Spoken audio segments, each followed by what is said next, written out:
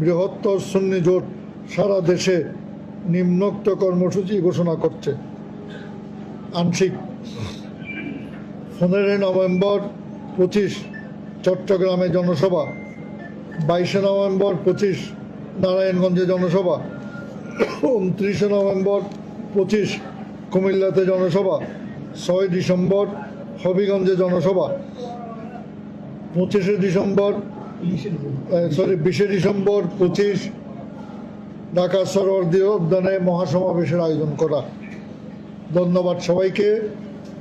সোম আব্দুস সামাদ, সম্মিলিত সুন্নি জোটের পক্ষে সোম আব্দুস সামাদ, মহাসচিব বাংলাদেশ ইসলামী ফ্রন্ট, অধ্যক্ষ জয়নুল আবদিন জুবাইর, মহাসচিব ইসলামিক ফ্রন্ট বাংলাদেশ, মোহাম্মদ আসলাম হোসেন, অতিরিক্ত মহাসচিব বাংলাদেশ সুপ্রিম পার্টি।